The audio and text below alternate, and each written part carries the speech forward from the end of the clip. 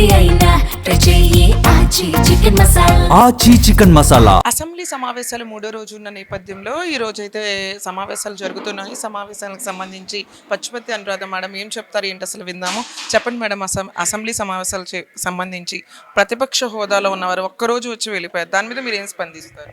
వాళ్ళకి అసలు చిత్తశుద్ధి లేదు. ప్రతిపక్ష హోదా కూడా వాళ్ళకి ప్రజలు క్రియేట్ చేయలేదు.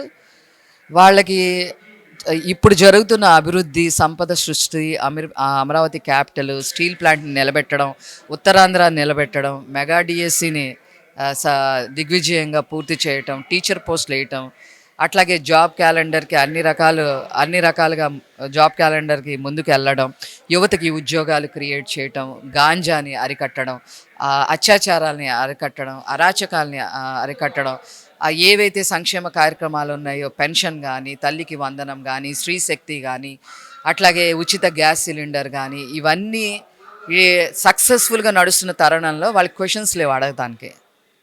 మొహం చాటేసేందుకు వాళ్ళు వెనక్కి వెళ్ళిపోయారు. అదేమంటే ప్రతిపక్ష హోదా మాకు ఇవ్వలేదని మాట్లాడుతూ ఉన్నారు.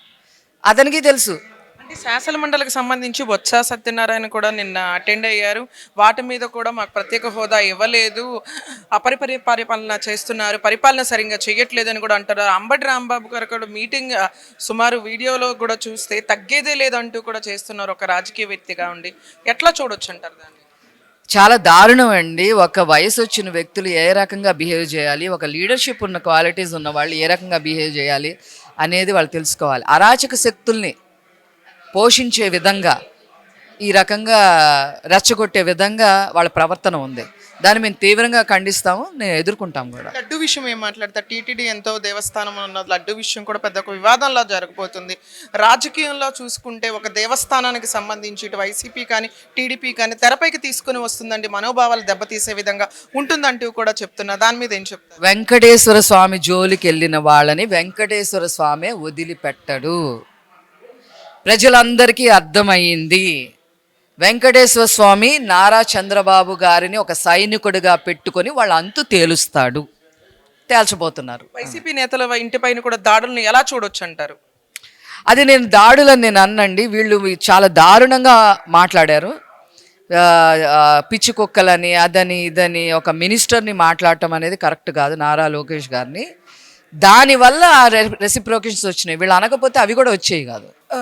చూసుకుంటే అసెంబ్లీ సమావేశాలకు సంబంధించి కూడా వైసీపీ నేతలు ఎవరైతే ఉన్నారో వారికి ప్రతిపక్ష హోదా కూడా ఇవ్వలేదు కాబట్టి వాళ్ళు అసెంబ్లీలకి అయితే రాలేకపోతున్నారు. అలాగే వారి వాదన కూడా వినిపించుకోలేని పరిస్థితుల్లో అయితే వైసీపీ నేతలు అయితే ఉన్నారు. కుటుంబ ప్రభుత్వం తనంతట తాను చేసుకుని పని వెళ్ళిపోతూనే ఉంది. సుపరిపాలన అందించే విధంగా ఎప్పుడు కుటుంబ ప్రభుత్వం ఉంటుందంటూ కూడా పచ్చుపతి అనురాధ చెప్తున్న పరిస్థితి నెలకొంది. కెమెరామెన్ వెంకట్తో సుమా ఉపేందర్, జీ తెలుగు న్యూస్, విజయవాడ.